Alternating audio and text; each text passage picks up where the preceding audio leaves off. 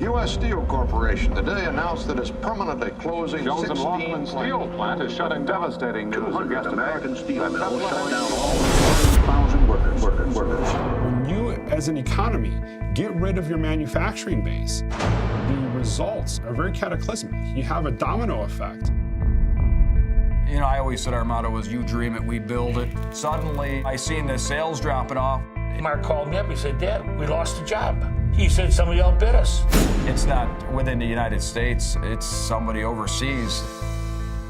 Since the year 2000, we've lost about 5.5 million manufacturing jobs. That loss in manufacturing jobs is kind of the backbone that has caused this incredible unemployment. What do I do now? I'm almost 50 years old. All I know is this. What the country's realizing now is that making things is important. One of the things that's always been great about America is Americans. It gets back to it just being good business to invest in your community. We understand why businesses offshore their production. We also fundamentally believe that making things is critically important to the long-term health of this country. Back in my hometown. We're making more sales. We're making more partnerships.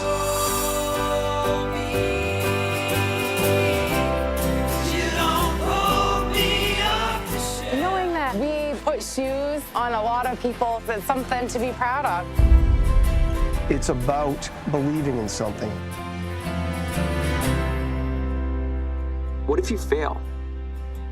That's not an option. Time for Made in America. And what if you could become one of the human engines creating jobs here at home? We know, we've said before, that each of us, if we spent just another $3.33 per year on Made in America products, we'd together create 10,000 jobs. So our Made in America team scoured the country and found one store in Elma, New York, showing us how it's done. ABC's Sharon Alfonsi explains. This time, our journey took us to one of the great American vacation spots. Niagara Falls, a place to get soaked and pick up a few souvenirs. Where do you think these were made? Oh, what does it say? In Mexico. Oh my gosh. She came all the way from Texas to New York to buy a shirt from Mexico. And that's not all. I Love New York shirt, made in India. Made in China. American hat, American flag, made in China. China, made in Honduras. Statue of Liberty, made in China. But now, busloads of those tourists are making a patriotic pilgrimage to the tiny town of Elma, about 40 miles away. Their destination, the Made in America store. Hey, I'm Sharon. Nice to meet you, Sharon. How are you? Nice to meet you. Shop owner Mark Andel opened the store a year ago with just 50 products. Today, he has more than 3,000 items. Paper towels from Arizona, flip-flops from Georgia, cleaning supplies from Illinois, even dog food from Minnesota. And all that patriotism is turning a profit. In just a year, sales here have doubled. Why the sudden surge of tourists? A lot of them say, you know, have you seen the World News series? Once you guys did that, it just helps our store. I believe it's helping the country. Andal spends about 25 hours on each item, making sure every component of every item is 100% made in America. Not just the t-shirt. What about the hangers? Well, but the display. And if it's not... I cut it up, actually. I cut it up. I cut it up with a torch and I burned it up. And that commitment has created 40 jobs in his store and hundreds of others at factories across the country. It's the only place to shop. That's what it should be in every community in America. This is groundbreaking stuff here. I mean, people travel 600 miles, 800 miles. Again, thank you very much, and we'll see you next run. And then, without any prompting, a song. I think it struck a nerve. People lost hope in the system. Stand beside her and guide her. Consumers have a lot of power in the country. They can change the country. This is so simple. My home, sweet home. How great is that? What a moment that was. Completely unprompted, they just started singing. And Mark is hoping to create a franchise of these stores. He wants one in every single state. He imagined it being like Walmart, but without the foreign goods. I love the variety of goods he has there, too. And we've heard from hundreds of you, as Sharon knows, with your own Made in America suggestions. And we've been adding them to our new Made in America map.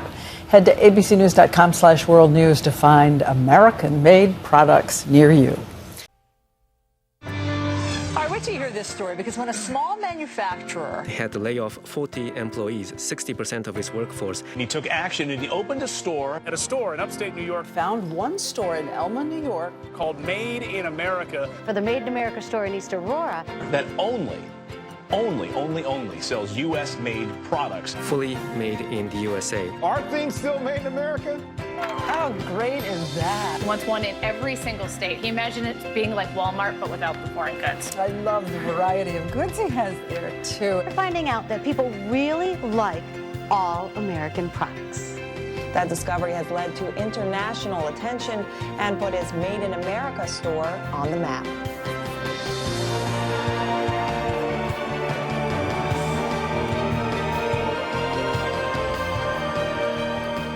I was amazed, the people that came. Every day people came, buses came. Now we got buses from Iowa, Missouri, every place you can think of. It really made me feel good that finally something succeeded. One person could change the life of a town. I mean, it's wonderful. The son-in-law's back to work, all the friends are back to work, so he probably put another 20 people back to work. Big kiss.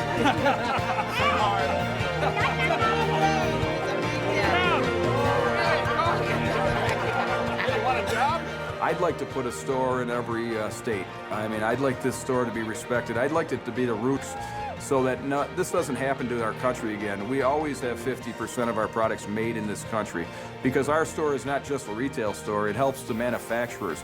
We're about creating and saving jobs in the United States of America by increasing manufacturing. And if you bring manufacturing back, we can grow this country. This idea that we have to make things in this country is back. U.S. consumers would like to buy American. It's a feeling that is surging. It's not just where a corporation is based that's important. It's where it actually produces things. We can compete on a global market if we make the choice to. And we have to end up making a number of fundamental changes in order to try to revitalize America and make sure that we can once again make Made in America a reality.